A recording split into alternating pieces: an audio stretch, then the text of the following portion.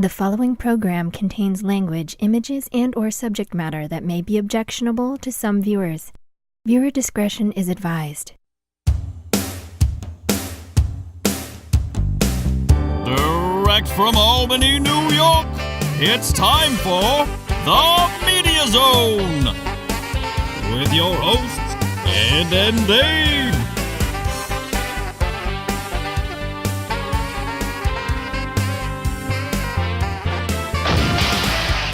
And now your hosts, Ed and Dave. Okay, Ed and Dave here, Ed and Dave with you. Welcome to the Media Zone. We're doing one of our special shows tonight where we're taking a look at some of our favorite films of the 70s. Oh, Dave. 70s. That was our key era. Was it? When we were growing up. Okay. And actually a very good time for films. I had so many. I had some honorable mentions here I'm going to throw out. 3 honorable mentions. I didn't even have 10. I had 5 and 3 honorable mentions. Okay, this should be on my list somewhere, but The Godfather's got to be on a best list. Did you mention that? No. No. I tried to watch it once. I got through the original, but I never could go through the second one or the third one or whatever. Yeah, the third one you can forget. Yeah, the first one was good, but no, not on my list. Blazing Saddles is on my mention. That almost made my honorable mention list. Uh-huh. But not quite. We could put it on there because I only had 5. Yeah, put it on there.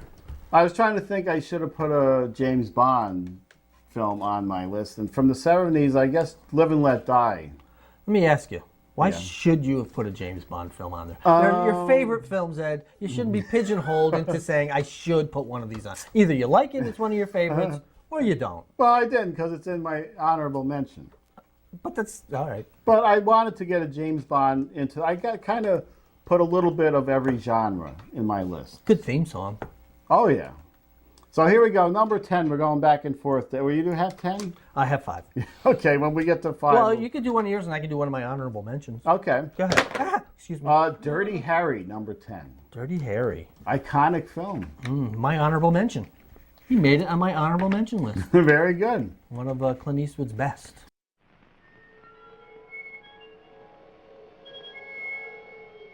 This is about a movie about a couple of killers. Harry Callahan. And a homicidal maniac. The one with the badge is Harry. Oh!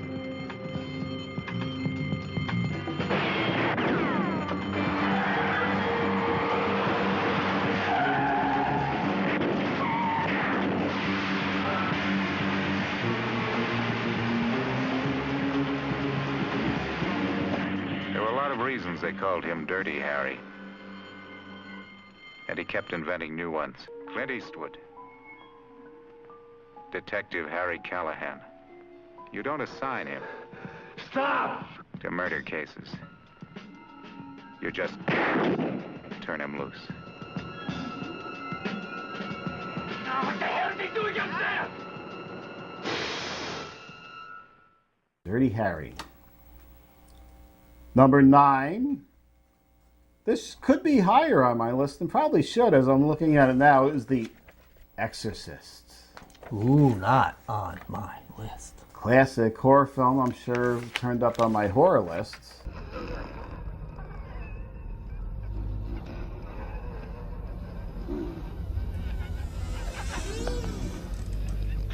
What an excellent day for an exorcism.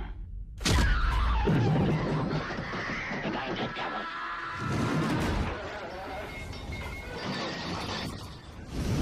You know what he did?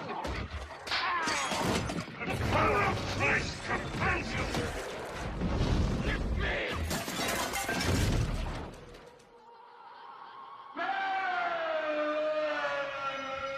The Exorcist.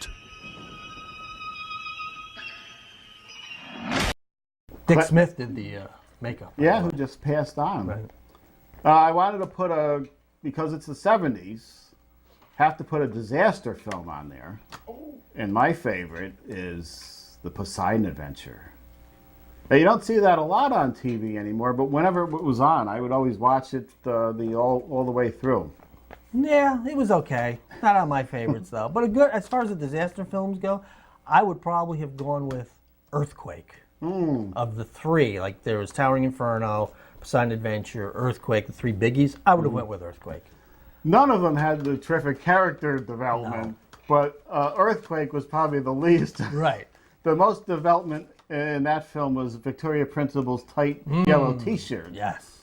But And Marjo Gortner. yes, with his wig.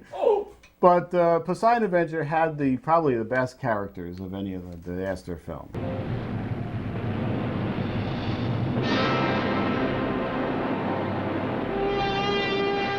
have a radar target on the port bow. Ladies and gentlemen, your attention, please.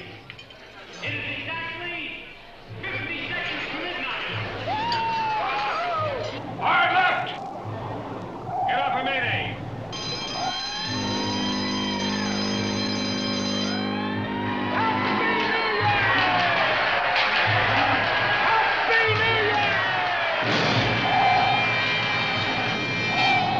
Oh my God.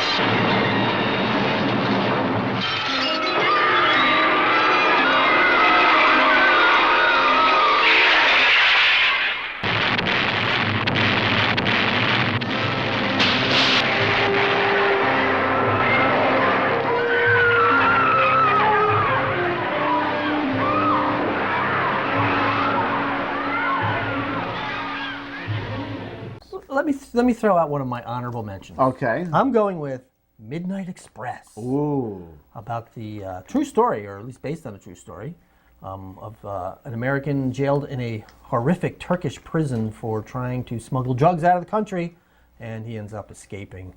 I can't remember the guy's name who was in it, but he has since passed away. Oh, the actor? Yes, the actor. Oh, no. I just saw that recently. I wanted to take a look at that. Because Lilac was going To Turkey? to Turkey. I said, I got to take a look at this film again. And it is a good film. Although I guess they changed a little bit of the true story of the film. Yeah, there's always a little difference. But go ahead, Ed. What's next on your Number 7, Superman. Probably one of the first great superhero films, which you're a big fan of. But for the time, and you'll believe a man can fly, is the tagline. Oh, okay. You'll believe a man can fly with some mat lines around. Thought you were telling me I would believe a man would fly. I did see that film. You saw the whole thing in the theater, you think? No. No. No, it was okay. That's a great film, though.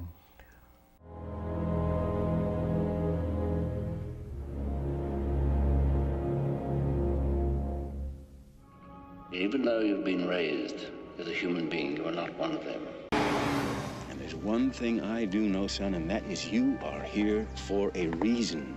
A good reporter doesn't get great stories, Jimmy. A good reporter Makes them great. Lois Lane, say hello to Clark Kent. Well, Any more at home like you? not really, no. I want the inside dope on this guy.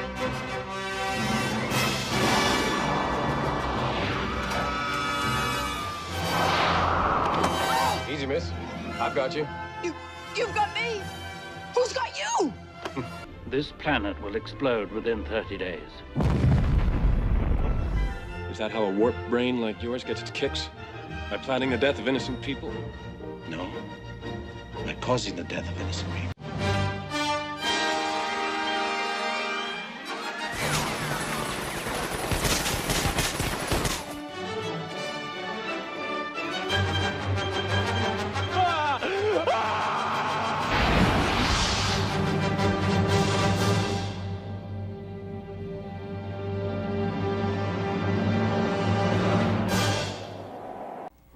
Want me to go with one of mine? Yeah. I'm going, this is an honorable mention again. Mm-hmm. Dog Day Afternoon. That's a good one.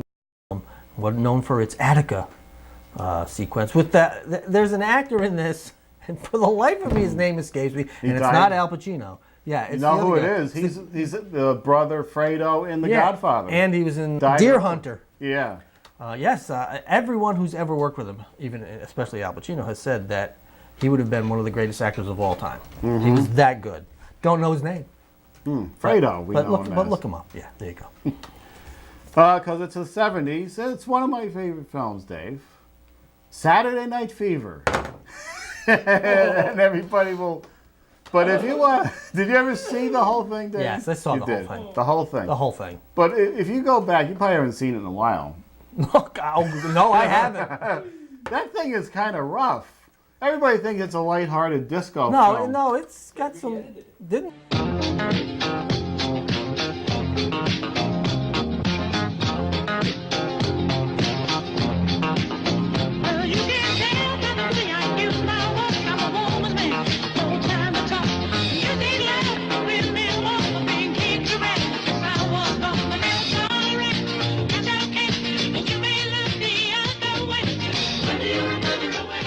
Somebody told me I was good in my life. Twice. This race today and dance at the disco. John Travolta in Saturday Night Fever. She can dance, you know that? She got the wrong partner, of course, but she can dance.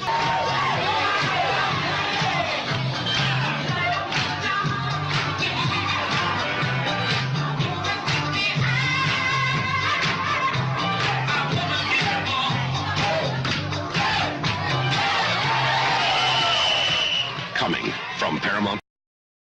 All right, who's next? You want me to throw one in? You throw one in. I'm going with, again, I like to go off the board a little. Okay. But these are films that I really enjoy. Mm-hmm.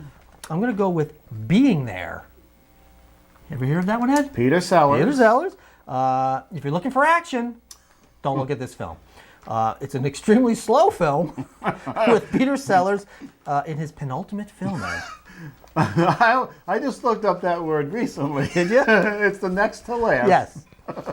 Peter Sellers is in this film walking and talking slowly. So it's a very slow film, but he plays a simple-minded gardener forced to leave his home when the owner dies, and his dim-witted chatter is mistaken for brilliance and becomes a celebrity. He only knew things from TV, right? Yes. Yes. I like to watch TV. His name is Chance, the gardener, but when someone asks him his name, they misunderstand him and call him Chauncey Gardner. But it shows Sellers can act, whereas Pink Panther really doesn't, and any of his other, Fu Manchu characters. That was his last film. That's not called Pendleton. Right, no. So I like the way I threw that in there. Yeah, that's a good word. There you go. You always see that when it's the last, next to last thing. Let's see. Number 5, Halloween. It's a classic 70s film and a classic horror film. Mm-hmm. I didn't like it.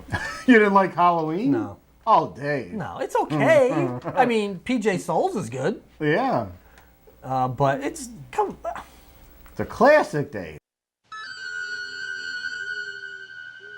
Halloween night. A small American town. 15 years ago.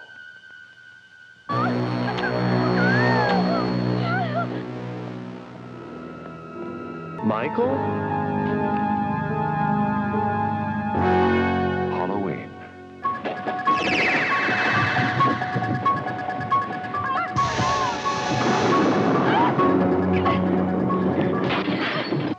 I think he'll come back. Exploring uncharted territory. Totally charted. Just talk. Sure. The only reason she babysits is to have Halloween.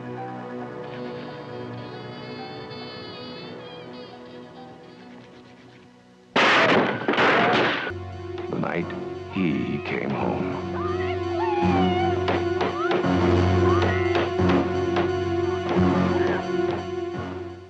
You know what? I tell you, though, I wasn't thrilled with it the first time I saw it.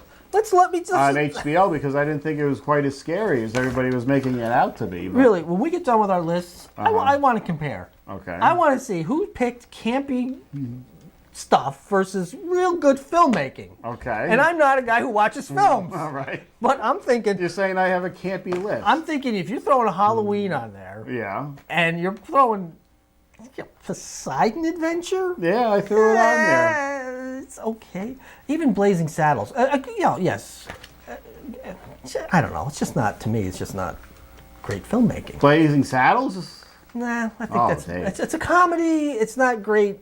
It's just not great filmmaking. I've got one on here that's not great filmmaking either. Okay. But I like to think Dog Day Afternoon, Midnight Express, being there. Quality. That's a good list. But it's your opinion, Ed, so I guess I'll have to... Yeah, it's good. Yeah, never mind. Do you have one? Do you have one now? Let me do one now? Yeah, I just did Halloween. All right, here's one that's, I think, borderline good filmmaking. Okay. I have one that's worse, but Heaven Can Wait. Okay. I don't know what it is I really liked about this film, but I just did. It's based on the stage play. The same name, and a remake of the 1941 film Here Comes Mr. Jordan, where a man is prematurely plucked from his body. There's an accident about to happen. Plucked out of his body by an over-anxious guardian angel who believes this guy's death is imminent. But since it's not his time, he has to be placed back into another body. Mr. Pendleton, you know where you are, don't you? I want you to look at me and listen very carefully to what I'm saying. Yeah? This is not a dream. You trying to tell me I'm not supposed to be here? But you are here. Well, you guys made a mistake. There is no mistake. Well, anybody can make a mistake. I want to check out on Joseph Pendleton. When is he due to arrive? Pendleton Joseph, due to arrive 10:17 a.m., March 20th of the year 2025. Hey, so he jumped the gun. Anybody could have done that. Just put me back where you found me. Joe, we can put you into another man's body. Are you kidding? You're gonna put me into the body of another man? What's gonna happen? Warren Beatty, Julie Christie, James Mason, Charles Grodin, Diane Cannon, Buck Henry, Vincent Gardenia, Jack Warden.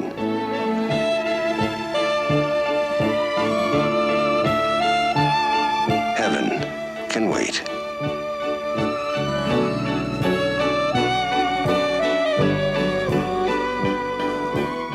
So anyway, that's the I like it for James Mason, which I think is a grossly overlooked actor from 40s, 50s. Great actor. Watch James Mason in this film. Very understated performance, and he commands your respect. I remember the advertising for that was all over the place in '78 with him, Warren Beatty with the watch, I think. The only thing I liked about that film, I liked the score when he died and was walking into the clouds. There was an odd score there that I liked, and not much else about the film. Yeah, it's just there's just something about the film I just liked it. Number 4, my big comedy, I guess it was this or Blazing Saddles, but I picked Young Frankenstein. Since it was the film I have seen the most in the theater, more than Star Wars. For some reason, I love that film, and a good 6 or 7 times I went to see it when I was out. I'm only laughing at that choice because, yes, it's considered across the board a classic. I never saw it. Oh, Dave! A sacrilege! You saw the whole Blazing Saddles, right? I've seen the whole Blazing Saddles. I like Blazing Saddles. I just don't think it's a great film. It's a loving tribute to Frankenstein in the films, first of all, and then it's funny. And there's dancing monsters. You can't go for wrong. All right. And there's Inga and her big cleavage. Oh, there you go. It's coming from the deep, dark recesses of the mind of Mel Brooks. I love him. Young Frankenstein.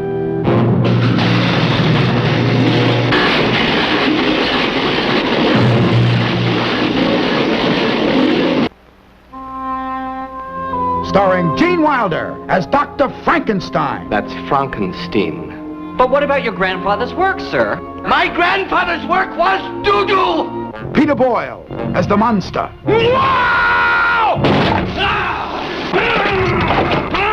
Marty Corey Feldman as Igor. My grandfather used to work for your grandfather. I'm sure we'll get along splendidly. Oh, sorry.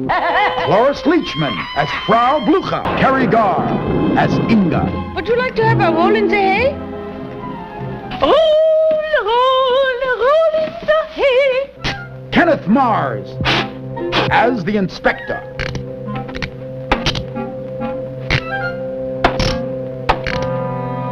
And Madeline Kahn as Elizabeth. Where am I? Calm down. What are you going to do to me? I'm not afraid of you. Listen, I have to be back by 11:30. I'm expecting a very important call. Don't miss Young Frankenstein, personally directed by Mel Blazing Saddles Brooks, in black and white. No offense. Okay, what do you got? I'm going to go with Alien. Okay. Original, creepy, suspenseful, claustrophobic, Ed. And Sigourney Weaver's 1979 ass crack. That is a selling point. I mean, if that's not enough to frighten you, then what is, to tell you the truth? The current one also, but 79. 79. I mean, it's just something about when you see that ass crack, that little top part, and the rest of it, it's very flat, and it's just, I don't know what's worse, the alien or that. She did have a flat behind, and it was very skimpy panties. But it was just, that's a good, that's to me almost Jaws-like in that you don't see the creature a lot, there's a lot of suspense, you don't know when it's going to strike, and then you really don't see it in its entirety until near the end. Mm-hmm. But a very good film, and it's almost has certain qualities of your eavesdropping on the crew, because there's a lot of impromptu acting, a lot of things just going on that you just don't think is scripted. Yeah, there's But a very good natural film. feeling around the. Yeah, that's one of my 70s favorites. Ah. That didn't make my list. That was probably bubbling outside there, though. Bubbling? Yeah, Like bubbling. when the creature comes out of the stomach or Right. the chest, is bubbling out.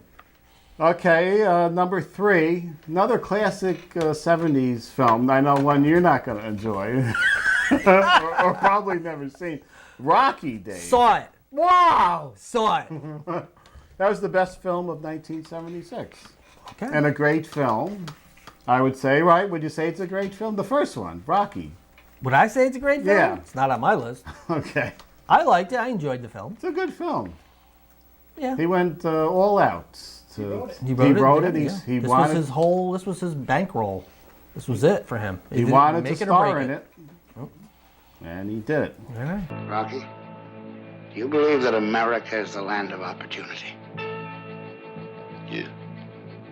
I'll break both your arms so they don't work for you.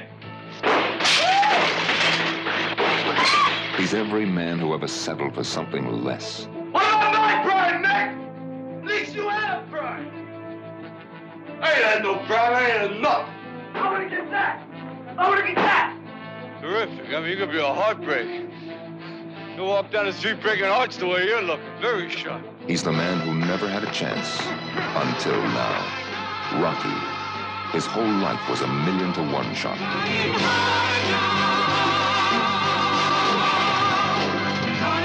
His name is Sylvester Stallone, but you will always remember him as Rocky.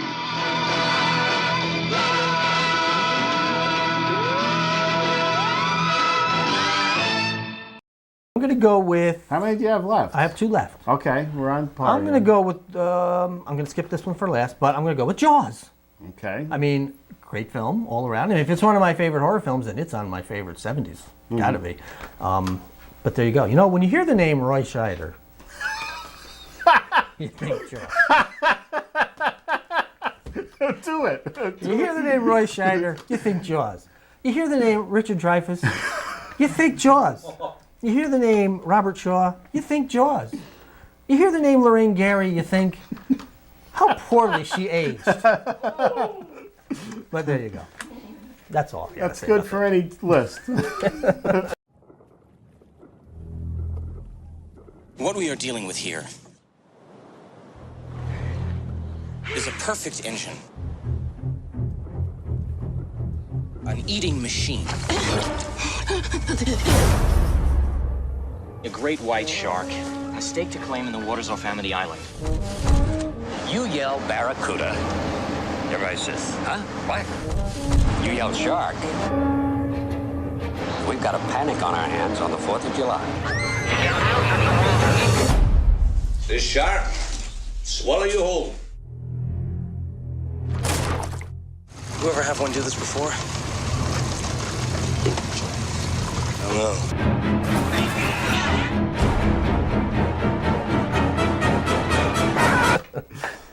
Okay, number 2. As you mentioned, did you just mention Jaws? I did. I mentioned Jaws as number 2. Oh, okay. It was a tough choice between 2 and 1, but I have to give the edge to 1. Although Jaws is one of my favorite films, and we'll always watch over and over whenever it's on. Yeah, I don't know if I can watch it again because I say all the lines ahead of time. We did that on the show. I played clips, and you did. It's a tough one to watch, but, you know. So do you have a favorite film of the 70s? Well, I'm not going to say it's my favorite film of the 70s. None of these are really... I mean, I would say any one of the 5 I mentioned I could watch. But one of them would be Monty Python and the Holy Grail. Now, I mocked your list for saying crap films. This is a crap film. When you think about it. There's no budget. It's cheap. But it's hysterical. I mean, it's the pinnacle of Python's filmmaking. Of all the films they've made, this is the best one, clearly. They terrorized the legend of King Arthur with a killer rabbit, the Knights of Ni, and a cowardly Sir Robin. I do like that of any Monty Python project, and that turned up on a lot of best of comedy lists. Yeah, it's just hysterical. The coconuts from the beginning. If the opening credits don't let you know what you're in for, then you're not going to like this film. But it's just a lot of subtle laughs. Just a great film. Just a great film. So now we come down to my favorite film of the 70s, Dave. I never saw it, Ed. You never saw my favorite film of the 70s? No. It was close. I was going back and forth, but because I guess there's more Star Wars. And it's still going on to this day as we make more coming up. But if you think back to 77, the summer of 77, there was no other film that was ever like that. And it was played for a year in theaters, and it was just way ahead of its time, and cheaply made too. If you look back at the props, and they've enhanced it since then. But great film. It's typical 70s. Star Wars. Here they come.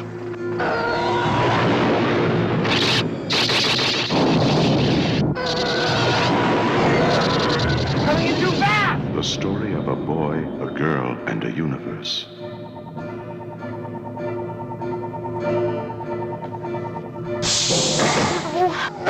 It's a big, sprawling space saga of rebellion and romance.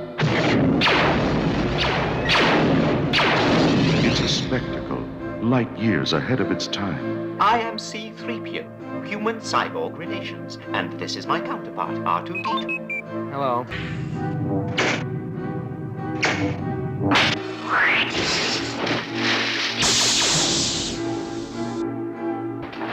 Kid!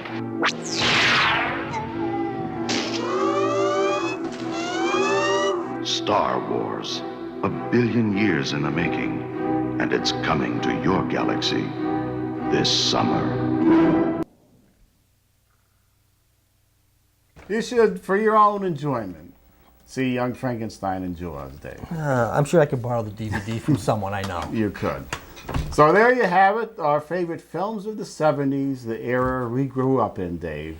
And people say a great time for films, and I think it was because if we put a list of our favorite films of the 2000s together, I don't think we could put 3 together. Maybe not. So we will see you next time back here, more than likely with a list of another one of our favorite genres. Back here next week.